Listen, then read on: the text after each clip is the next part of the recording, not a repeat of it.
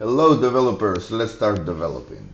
My name is Veko and today we're not gonna be solving anything.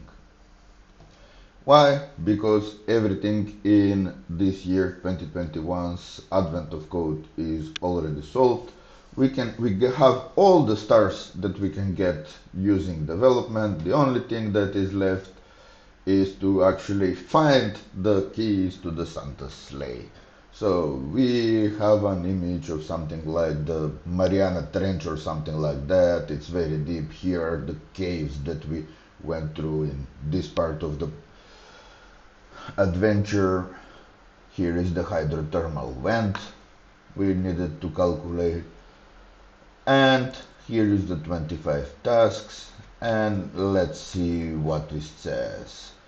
You have enough start to remotely start the sleigh. Let's click it and find out what we got.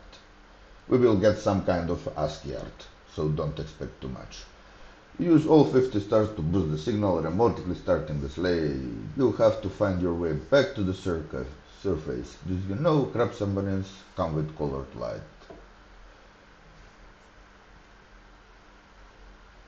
So we have some Easter eggs and we can go check on our calendar and we can see that it's right now colored very nicely. So that's about it. Yay, we have 50 stars here, and with that I can brag that I have 50 stars across all the years of AOC++, and I have a grand total on 350 stars, and this will deservedly go on Twitter and other places to brag that I am one of those that managed to solve all Advent of Code puzzles. Yeah, it's not the solution itself, it's the journey, it's the fun. I tried to show how a developer will approach this task. Some of them were not optimal, some of them were ugly, some of them were analytical, some of them were brute forced. But I think that I managed to display how the thinking goes and how we are trying to solve it not just by doing some weird commands and everything, but with using the regular things that are learned in the second day of development school. So we used brute force a lot because in a lot of places that is the correct one to use. I tried to have the code as simple as possible, but not simpler, and as performant as possible, but not more.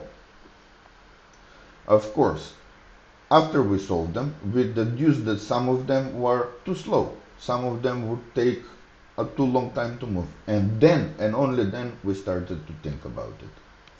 Still,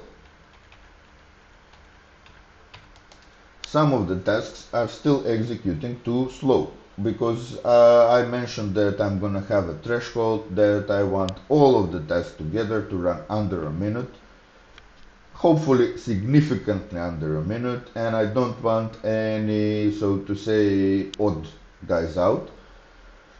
And of course, there will be some, but I don't want them to be extreme. Right now, we have two tasks like that, three, so to say.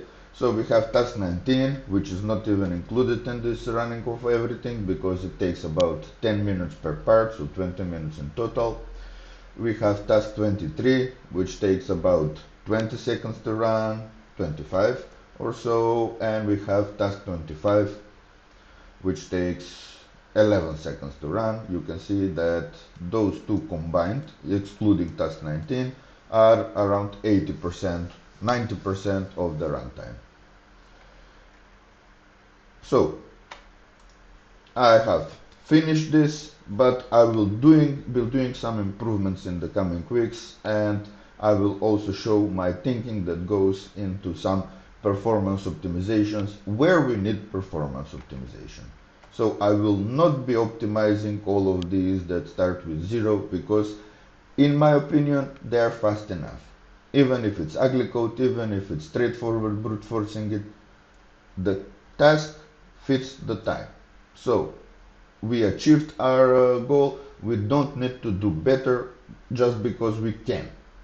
That's a waste of effort.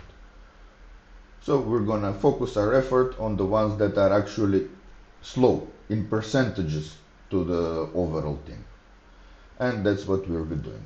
So have fun and keep developing.